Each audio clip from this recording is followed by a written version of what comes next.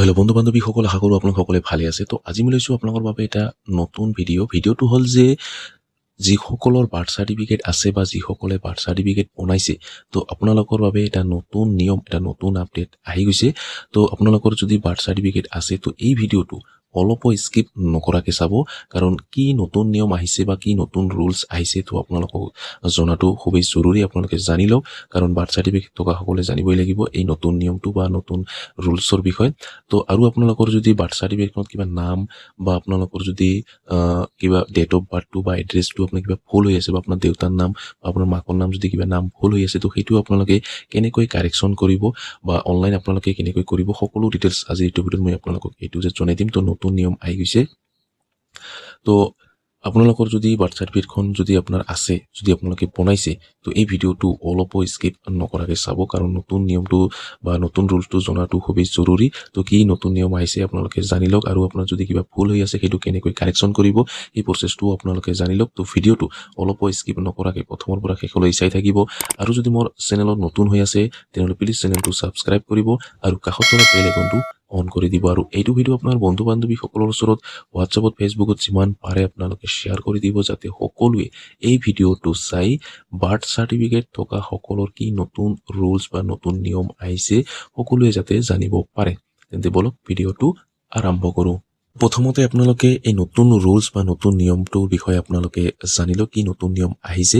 ইয়াৰ পিছত আপোনালোকে আপোনাৰ বাৰ্থ চাৰ্টিফিকেটখনত আপোনালোকে যদি কিবা কাৰেকশ্যন কৰিব লগা আছে সেইটো কেনেকৈ কৰিব, মই ভিডিঅ'ৰ শেষত আপোনাক A to Z জনাই দি আছোঁ। তো চাওক, ইয়াতে লিখা আছে জন্মৰ প্ৰমাণ পত্ৰৰ নিয়ম সলনি। পিতৃ মাতৃয়ে এই নতুন পদক্ষেপটো সম্পূৰ্ণ কৰিব লাগিব। তো আপোনালোকে নিশ্চয় গম পালে সম্পূৰ্ণ কৰিব লাগিব। তো ইয়াৰ পিছত চাওক, আপোনালোকে এই প্ৰক্ৰিয়াটো অধিক স্বচ্ছ, সঠিক আৰু ডিজিটেলভাৱে সুৰক্ষিত কৰাৰ লক্ষ্যৰে জন্মৰ প্ৰমাণপত্ৰ প্ৰদানৰ ক্ষেত্ৰত চৰকাৰে গুৰুত্বপূৰ্ণ নতুন নিয়ম প্ৰৱৰ্তন কৰিছে। এই আপডেটসমূহৰ জৰিয়তে পিতৃ মাতৃ আৰু অভিভাৱকসকলে জন্মৰ ৰেকৰ্ডসমূহ সঠিকভাৱে পঞ্জীয়ন আৰু বৈধতা নিশ্চিত কৰিবলৈ অতিৰিক্ত পদক্ষেপসমূহ অনুসৰণ কৰিব লাগিব। উন্নীতকৃত কাৰ্যকৰীকৰণ তাৰিখৰ পৰা দাখিল কৰা সকলো নৱজাতকৰ পঞ্জীয়ন আৰু পলমকৈ কৰা আবেদনৰ ক্ষেত্ৰত এই নতুন নিয়ম প্ৰযোজ্য। তো আপোনালোকে নিশ্চয় গম পালে। তো তাৰ পিছত চাওক, আপোনালোকে কিয় নতুন নিয়ম প্ৰৱৰ্তন কৰা হ'ল, এই নতুন নিয়মটো কিয় কৰা হ'ল ইয়াতে আপোনাক দিয়া হৈছে। কৰ্তৃপক্ষই স্পষ্ট কৰি দিছে যে সংশোধিত নিৰ্দেশনাসমূহ অসামৰিক পঞ্জীয়ন ব্যৱস্থাক আধুনিকৰণৰ বাবে ডিজাইন কৰা হৈছিল।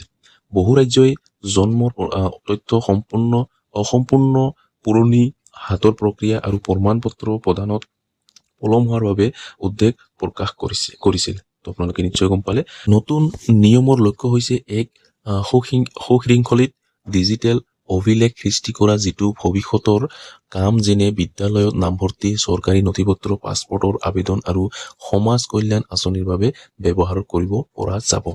তো আপোনালোকে নিশ্চয় গম পালে নতুন নিয়মটো আপোনালোকে কি কৰিব পাৰিব, ইয়াতে আপোনাক দিয়া হৈছে। তাৰ পিছত চাওক, আপোনালোকে বাধ্যতামূলক। তো বাধ্যতামূলক ডিজিটেল পঞ্জীয়ন প্ৰক্ৰিয়া প্ৰয়োজন। তো বাধ্যতামূলক চাওক, আপোনালোকে আপডেট কৰা ব্যৱস্থাৰ অধীনত জন্ম পঞ্জীয়নৰ বাবে এতিয়া বাধ্যতামূলক ডিজিটেল জমা দিব লাগিব। তো আপোনালোকে যদি এতিয়ালৈকে ডিজিটেল কৰা নাই আপোনাৰ বাৰ্থ চাৰ্টিফিকেটখন, তো সোনকালে আপোনালোকে কৰি ল'ব, কাৰণ বাধ্যতামূলক হৈ যাব। যিটো আপোনাৰ পুৰণি হাতেৰে লিখা যিটো আপোনাৰ বাৰ্থ চাৰ্টিফিকেট, সেইটো কিন্তু বন্ধ হৈ গৈছে আৰু বন্ধ হৈ যাব। এইটো বৰ্তমান আপোনাৰ ডিজিটেল কৰিব লাগিব। যদি কৰা নাই সোনকালে আপোনালোকে কৰি ল'ব। তাৰপিছত চিকিৎসালয়, নাৰ্ছিং হোম আৰু অনুমোদিত চিকিৎসা সুবিধাসমূহে নৱজাতকৰ সবিশেষ পোনপটীয়াকৈ কেন্দ্ৰীয় পৰ্টেলত আপলোড কৰিব লাগিব। ইয়াৰ পিছত অভিভাৱকসকলে অনলাইন যোগে তথ্যসমূহ পৰীক্ষা কৰি চূড়ান্ত অনুমোদন প্ৰক্ৰিয়া সম্পূৰ্ণ কৰিব। এই ডিজিটেল প্ৰথম পদ্ধতিতে ভুল হ্ৰাস কৰিব আৰু প্ৰমাণ পত্ৰ প্ৰদান ক্ষীপ্ৰ হ'ব বুলি আশা কৰা হৈছে। তো আপোনালোকে নিশ্চয় গম পালে। তো তাৰ পিছত চাওক, আপোনালোকে অতিৰিক্ত নথিপত্ৰ জমা দিব লাগিব। পৰিচয় পৰীক্ষণক শক্তিশালী কৰিবলৈ নতুন নিয়ম অনুসৰি অভিভাৱকসকলে বাসস্থানৰ প্ৰমাণ, অভিভাৱকৰ পৰিচয় প্ৰমাণ আৰু চিকিৎসালয়ৰ পৰা জাৰি কৰা প্ৰসৱৰ ৰেকৰ্ডৰ দৰে সঠিক সমৰ্থনকাৰী নথিপত্ৰ প্ৰদান কৰিব লাগিব।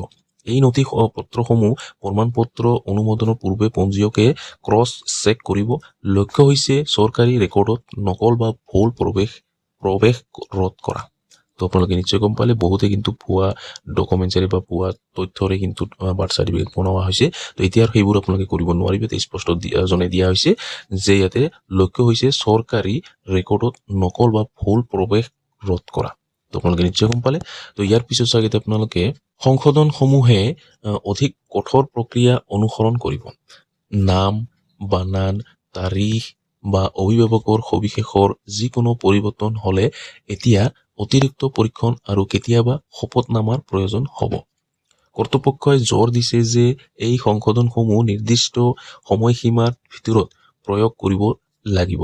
এই সময়ছোৱাৰ পিছত সংশোধনৰ বাবে উচ্চ কৰ্তৃপক্ষৰ অনুমোদনৰ প্ৰয়োজন হ'ব পাৰে।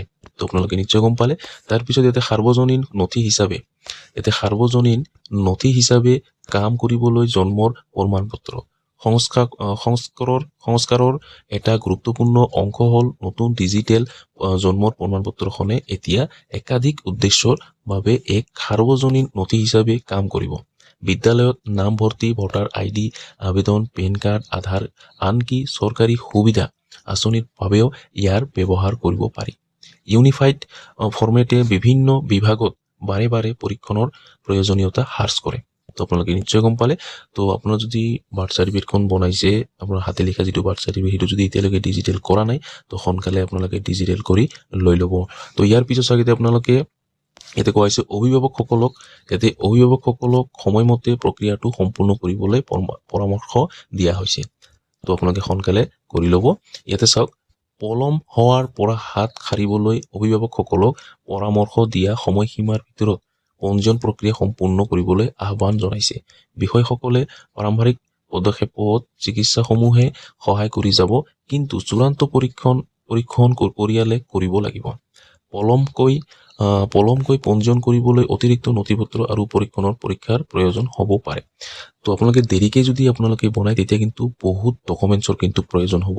ইয়াতে কিন্তু স্পষ্ট দিয়া হৈছে বহুত ডকুমেণ্টছৰ বহুত নথিপত্ৰৰ প্ৰয়োজন হ'ব। তো আপোনালোকে দেৰি নকৰিব, সোনকালে বনাই ল'ব যদি যিসকলে এতিয়ালৈকে বনোৱা নাই। তো যদি আপোনাৰ 6 বছৰ বা 5 বছৰ যদি আপোনাৰ পাৰ হৈ গৈছে, তো সেইসকলৰ কিন্তু বহুত ডকুমেণ্টছৰ প্ৰয়োজন হ'ব। তো সোনকালে যদি আপোনাৰ যদি সৰু সৰু ল'ৰা ছোৱালী আছে, তো আপোনালোকে যদি বনোৱা নাই সোনকালে আপোনালোকে বনাই ল'ব। তো আপোনালোকে নিশ্চয় গম পালে। তো আপোনালোকে নিশ্চয় বুজি পালে বা আপোনালোকে নিশ্চয় চালে কি নতুন নিয়ম আহিছে। তো যিসকলে বনোৱা নাই সোনকালে বনাই ল'ব, দেৰি নকৰিব। যদি দেৰি কৰে হয়তো আপোনাৰ পিছত বহুত ডকুমেণ্টছৰ প্ৰয়োজন হ'ব বাৰ্থ চাৰ্টিফিকেটখন বনোৱাৰ সময়ত। আৰু যিসকলে অলৰেডি বনাইছে, তো সেইসকল যদি এতিয়ালৈকে ডিজিটেল কৰা নাই, তো সোনকালে আপোনালোকে আপোনাৰ বাৰ্থ চাৰ্টিফিকেটখন ডিজিটেল কৰি লৈ ল'ব। সেইটো অনলাইন কৰিব পাৰে। তো দেৰি নকৰিব, নিজে আপোনালোকে কৰিব পাৰিব। কেনেকৈ কৰিব লাগে অলৰেডি মোৰ ভিডিঅ' আপলোড কৰা আছে। যদি আপোনালোকে চোৱা নাই তো আপোনালোকে চাই ল'ব। তো আৰু সেই ভিডিঅ'টোৰ লিংক মই এইটো ভিডিঅ' ডিছক্ৰিপশ্যনত দি থৈ দিম। তো তাতে ক্লিক কৰি আপোনালোকে ভিডিঅ'টো চাই আপোনালোকে ডিজিটেল বনাব পাৰিব। তো আপোনালোকে নিশ্চয় গম পালে। তো এতিয়া কথা হ'ল এতিয়া মেইন পইণ্টটো হ'ল আপোনাৰ যিটো বাৰ্থ চাৰ্টিফিকেট আছে সেইটোত যদি আপোনাৰ নাম, আপোনাৰ জন্ম তাৰিখ বা আপোনাৰ এড্ৰেছ কিবা যদি আপোনাৰ বা আপোনাৰ দেউতাৰ নাম কিবা ভুল হৈ আছে, সেইটো যদি আপোনালোকে কাৰেকশ্যন কৰিব বিচাৰে, সেইটো কিন্তু আপোনালোকে বৰ্তমান অনলাইন কৰিব নোৱাৰিব। সেইটো কিন্তু অনলাইন হ'ব, কাৰণ সেইকাৰণে ডিজিটেল কৰি আছে। তো ডিজিটেল কমপ্লিট হোৱাৰ পিছত কিন্তু কাৰেকশ্যনৰ অপশ্যনটো অপেন হৈ যাব। তো সেইটো আপোনালোকে ভালকে মনত ৰাখিব। বৰ্তমান কিন্তু এইটো হোৱা নাই। তো পিছত কিন্তু এইটো হ'ব 110% সেইটো অনলাইন যিটো কাৰেকশ্যনৰ প্ৰক্ৰিয়া সেইটো কিন্তু অপেন হৈ যাব, আহি যাব। তো বৰ্তমান কিন্তু এতিয়ালৈকে অহা নাই, কিন্তু পিছত কিন্তু সেইটো আহি যাব। তো সেইকাৰণে ডিজিটেল হৈ আছে, ডিজিটেল কৰি আছে। তো পিছত আপোনাৰ যদি নাম, ডেট অফ বাৰ্থ সেইবোৰ যদি কাৰেকশ্যন কৰিব বিচাৰে সেইটো আপোনালোকে কৰিব পাৰিব।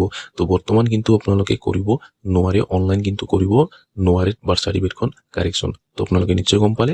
তো আপোনালোকে টেনশ্যন কৰিব নালাগে, পিছত এইটো আহি যাব। তো যিসকলৰ সকলো অ'কে হৈ আছে তো সেইসকলে ডিজিটেল কৰি ল'ব, আপোনাক কোনো একো কৰিব নালাগে। যিসকলৰ কিবা ভুল হৈ আছে সেইটো কিন্তু ডিজিটেল কৰা সময়তো কিন্তু অলপ প্ৰব্লেম হয়। তো বহুতৰে প্ৰব্লেম হৈছে, কাৰণ নাম ভুল আপোনাৰ বা যিটো আপোনাৰ আধাৰ কাৰ্ড আৰু আপোনাৰ যিটো বাৰ্থ চাৰ্টিফিকেট সেইটোৰ লগত অমিল হৈ আছে, মিল হোৱা নাই। তো তেনে ক্ষেত্ৰত কিন্তু বহুতৰে ৰিজেক্ট হৈ আহিছে। তো আপোনাৰ যদি সকলো অ'কে হৈ আছে তো আপোনাৰ একচেপ্ট হৈ যাব, আপোনাৰ ছাকচেছফুল হৈ যাব। তো আপোনাৰ যদি কিবা ভুল হৈ থাকে তো আপোনাৰ কিন্তু সেইটো ৰিজেক্ট হৈ যাব। তো আপোনালোকে যদি বাৰ্থ চাৰ্টিফিকেট কিবা ভুল হৈ আছে সেইটো আপোনালোকে কাৰেকশ্যন কৰিব পাৰিব, কিন্তু বৰ্তমান আপোনালোকে অনলাইন কৰিব নোৱাৰিব। সেইটো পিছত কিন্তু অপেন হ'ব, পিছত আহি যাব। তো সেইকাৰণে ডিজিটেল হৈ আছে সকলো বাৰ্থ চাৰ্টিফিকেট। তো আপোনালোকে নিশ্চয় গম পালে। তো নতুন কি নতুন নিয়ম আহিছে আপোনালোকে নিশ্চয় গম পালে, আৰু কাৰেকশ্যনটো আপোনালোকে বৰ্তমান কৰিব নোৱাৰিব অনলাইন। তো আপোনালোকে নিশ্চয় গম পালে তো আজিৰ ভিডিঅ'ত ইমানেই আশা কৰিছোঁ ভিডিঅ'টো ভাল লাগিছে যদি ভিডিঅ'টো ভাল লাগি থাকে তেনেহ'লে লাইক কৰিব আৰু যদি মোৰ চেনেলত নতুন হৈ আছে তেনেহ'লে প্লিজ চেনেলটো ছাবস্ক্ৰাইব কৰিব আৰু কাষত থকা বেল আইকনটো অন কৰি দিব আৰু এইটো ভিডিঅ' আপোনাৰ বন্ধু বান্ধৱীসকলৰ ওচৰত হোৱাটছআপত ফেচবুকত যিমান পাৰে আপোনালোকে শ্বেয়াৰ কৰি দিব যাতে সকলোৱে এই ভিডিঅ'টো চাই বাৰ্থ চাৰ্টিফিকেটৰ নতুন ৰুলছৰ বিষয়ে জানিব পাৰে ধন্যবাদ